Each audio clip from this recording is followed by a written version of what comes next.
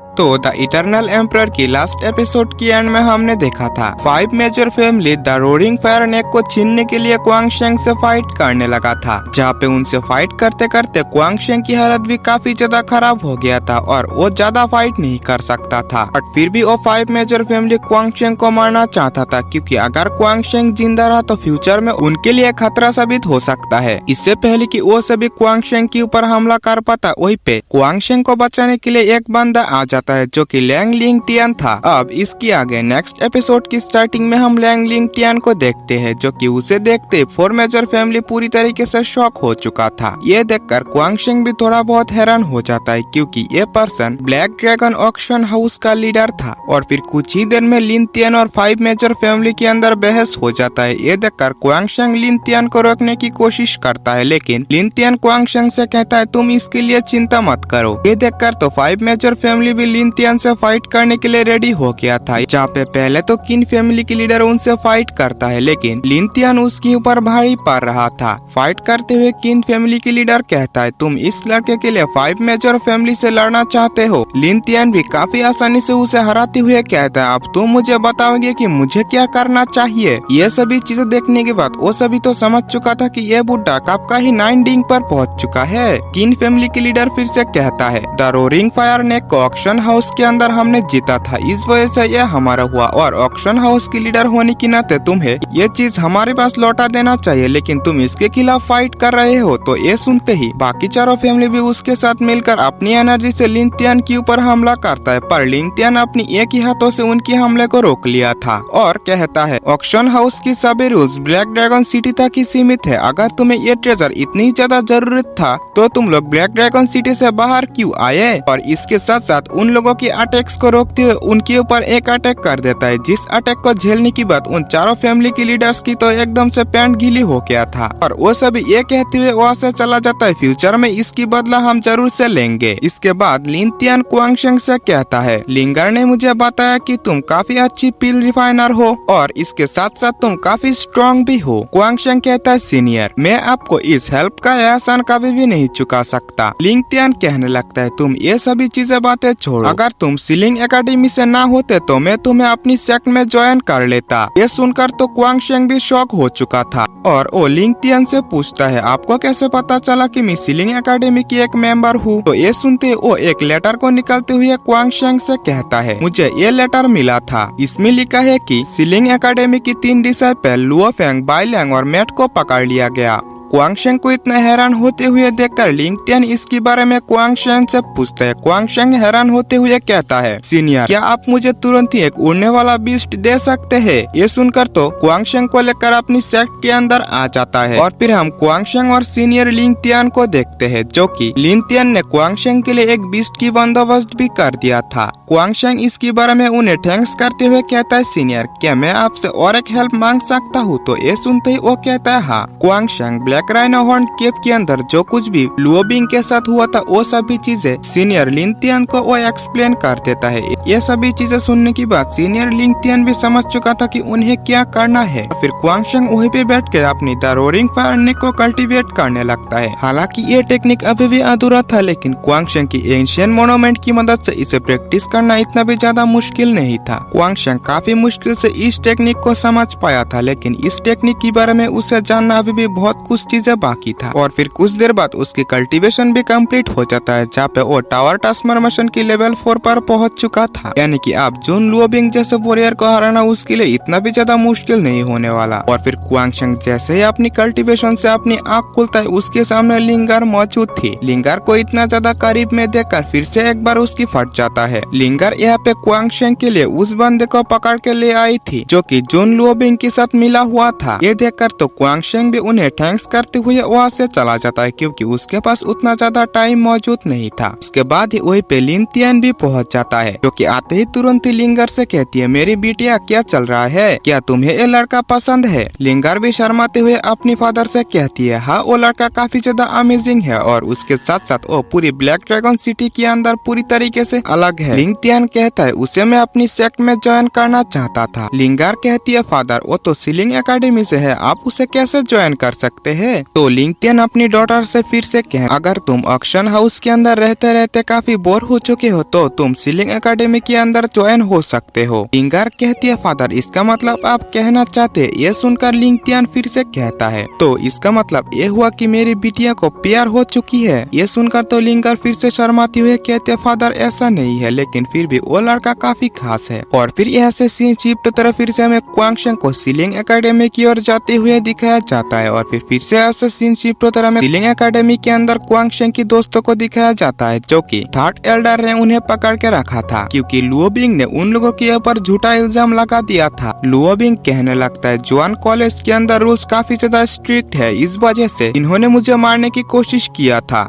इसकी सजा उन्हें जरूर से मिलेगा, इसके लिए उन्हें 10-10 कोड़े लगाया जाएगा। ये देखकर तो वहाँ पे मौजूद डिसाइपल पूरी तरीके से शॉक हो चुका था क्योंकि इस चोट की बात तो वो तीनों पूरी तरीके से अधमरा हो जाएगा। और फिर लुओबिंग तुरंत ही उन तीनों के ऊपर कोड़े लगाना स्टार्ट कर देता है, जहाँ पे कोड़े लगने से पहले एक अटैक तुरंत ही उसे पीछे कर दिया था। ये और कोई नहीं, एक क्वांगशेंग था। क्वांगशेंग की यहाँ पे आते ही लुओबिंग उसके ऊपर फिर से झूठा इल्जाम लगाना स्टार्ट कर देता है। वो कहता है इन दोनों के साथ ये भी मिला हुआ था जो कि मुझे मारने की कोशिश किया था। क्वांगशेंग कहता है ये सच नहीं है, सच तो कुछ और है, मैं भी इसे साबित करना चाहता हूँ। पर लुओबिंग तो झूठा इल्जाम लगाने में लगा हुआ था। इसकी जैसे में थर्ड एल्डर भी आ जाता है और उन लोगों के ऊपर हमला करने के लिए कहता है, जो कि ये ऑर्डर पाते ही लुओबिंग तुरंत ही अपनी पावर्स को एक्टिवेट करते हुए हमला कर देता है। यह देखते क्वांगशेंग एक सोनिक वेव अटैक से तुरंत ही लुओबिंग के अटैक को डिस्ट्रॉय करते उसके ऊपर एक ही अटैक से हमला करता है। एक ही अटैक करने की बात लुओबिंग हार गया था। ये देखकर तो वहाँ पे मौजूद सभी लोग ही पूरी तरीके से शॉक हो चुका था। क्वांगशेंग की ऐसा करने की वजह से थर्ड एल्डर भी काफी ज्यादा गुस्सा हो गया था और वो इस वजह से क्वांगशेंग के ऊपर प्रेशर डालने लगता है। क्वांगशेंग कहता है, थर्ड एल्डर आपको रुक जाना चाहिए क्योंकि मैं वो चीजें बताना चाहता हूँ उस दिन क्या हुआ था। थर्ड एल्डर भी नहीं मानता और तुरंत ही क्वांगशेंग के ऊपर एक हमला कर देता है, पर मिस क्यू सामने आते हुए क्वांगशेंग को तुरंत ही बचा लेती है। ये देखते थर्ड एल्डर फिर से गुस्सा होती हुए कहती है, मिस क्यू आप फिर से उसे बचाना चाहती है, ऐसा लगता है कि आप कुछ ज्यादा ही आगे बढ़ रहे हो। तो ये सुनते ही मिस क्यू कहने लगती है, क्वांगशेंग ने कहा कि वो बताना चाहता है कि उस दिन क्या हुआ था और वो उसे साबित भी करना चाहता है, इस वजह से उसे एक मौका हमें देना चाहिए और ये तो रूल्स के खिलाफ नहीं है ना।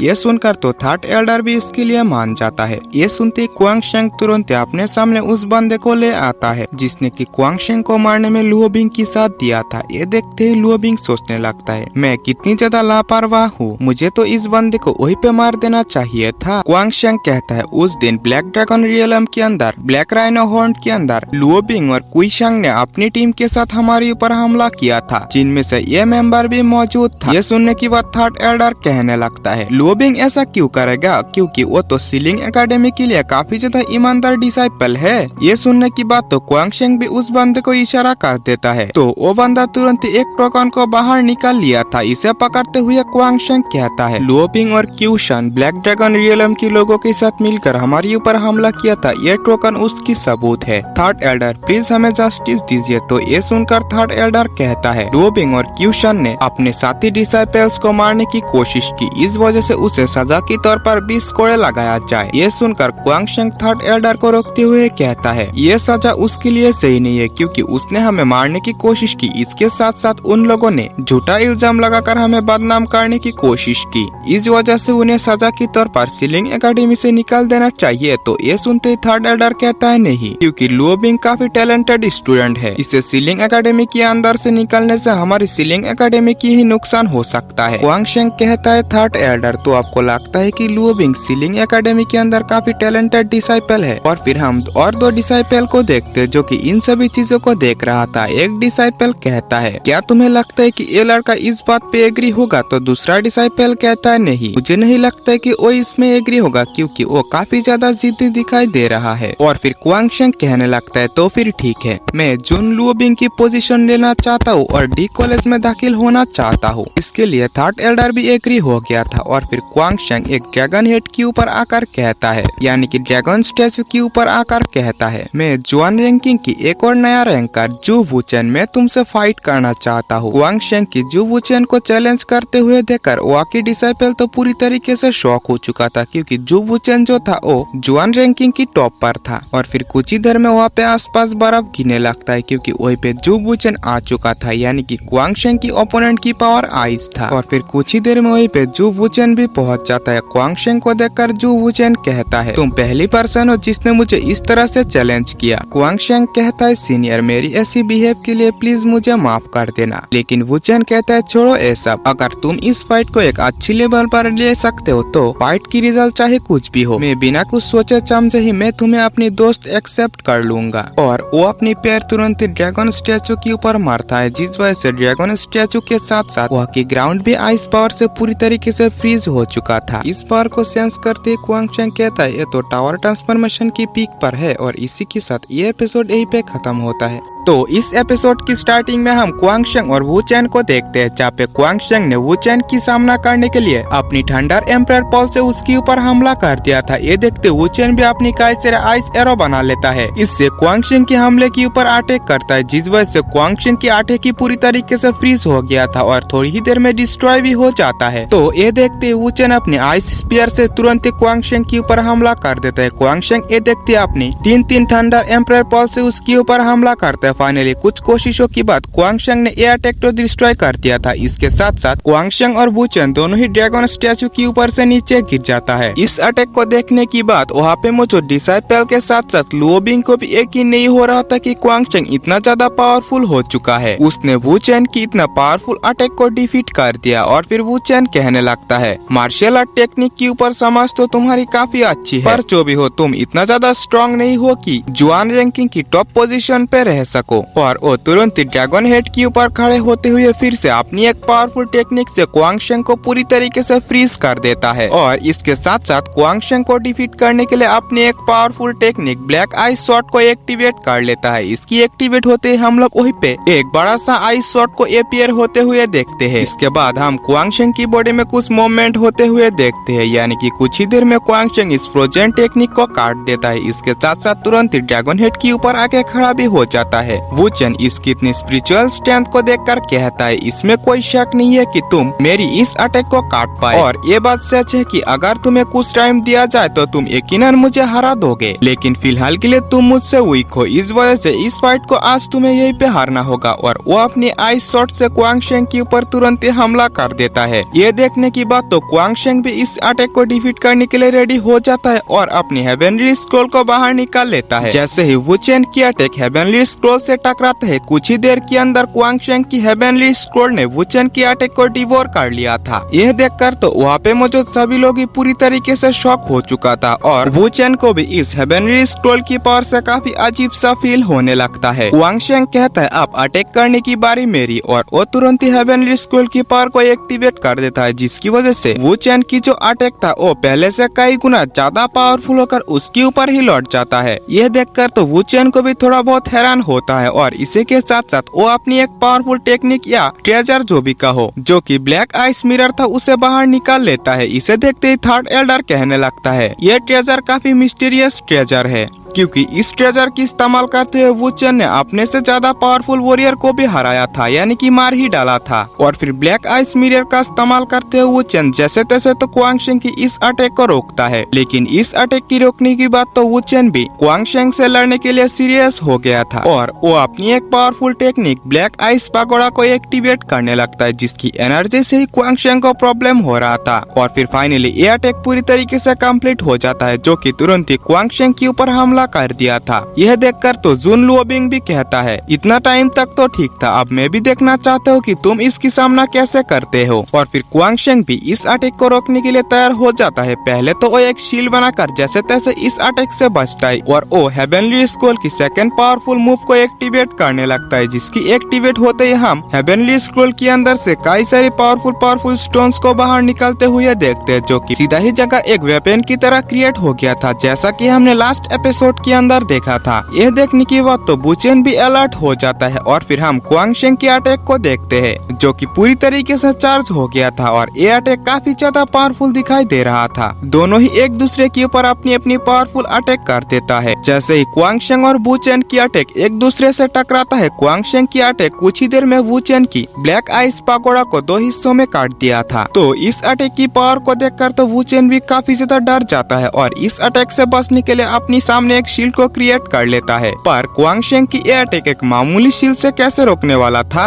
शील्ड को ब्रेक करते हुए वो वेपन एकदम से वुचेन की आंखों के सामने आकर रुक जाता है, जिससे वुचेन तो काफी ज्यादा डर चुका था और वो इसमें हार भी मान जाता है। क्वांग शेंग से कहता है, आज से जुआन रैंकिंग की टॉप पोजीशन तुम्हारा हुआ। लगता है तुम्हारी सामने मेरी टैलेंट पूरी तरीके से बेकार है। क्वांग शेंग की जीत से तो उसकी फ्रेंड्स भी काफी ज्यादा खुश हो गया था। इसके साथ साथ मिस किंग यार तियान के जी से कहती है, आपको क्या लगता है कि ये लड़का कितनी ज्यादा पावरफुल है? क्योंकि एडमिशन के टाइम तो आप लोगों ने बताया था कि ये पूरी तरीके से बेकार है। इनकी ऐसी बातों को सुनकर तियान के जी भी मन ही मन सोचता है, ये लड़का तो काफी ज्यादा टैलेंटेड निकला। इसने अपनी पावर कम होने की बावजूद भी अपने से पावरफुल वॉरियर को हराते हुए डी कॉलेज में दाखिल हो गया। और फिर क्वांग शेंग थर्ड एल्डर से पूछता है, थर्ड एल्डर क्या आपको कुछ और इन्वेस्टिगेट करना बाकी है या फिर आप इन दोनों को जुआन कॉलेज के अंदर से नहीं निकालेंगे? तो ये सुनते थर्ड एल्डर भी कहता है, आप इन दोनों को जुआन कॉलेज से निकाला जाए और वो गुस्से में वहाँ से चला जाता है। उनकी वहाँ से जाने की बात मिस किंगियर क्वांग शेंग के पास रुक जाती है। क्वांग शेंग कहता है, मिस किंगियर आपकी वजह से ही ये सब हो पाया, आप ना होते तो शायद से मैं ऐसा कर पाता। मिस किंगियर कहती है, ऐसा कुछ भी नहीं है, मैंने तो बस तुम्हें एक मौका दी थी, तुमने खुद की दम पर ये सभी चीजें साबित करते हुए हासिल कर पाए। और फिर क्वांग शेंग की सभी दोस्त क्वांग शेंग की तारीफ करते हुए कहता है, तुमने तो वुचेन को हरा दिया यार, तुम तो बड़े तोहफो। बाइलेंग कहता है, यार लौंडा तो पूरी तरीके से गर्म है। और फिर मिस क्यू यानी कि मिस किंगियर फिर से कहती है, तुमने तो आज काफी कुछ चीजें हासिल किया, इसके साथ साथ तुम्हारी मेंटल पावर 1/2 स्टेज तक पहुँच चुका है। क्वांग शेंग भी इसमें एग्री करता है। और फिर मिस किंगियर फिर से कहती है, तुम्हारी मेंटल पावर के हिसाब से तुम्हें किसी मेंटल स्किल को प्रैक्टिस करना चाहिए ताकि तुम और भी ज्यादा आगे बढ़ पाओ।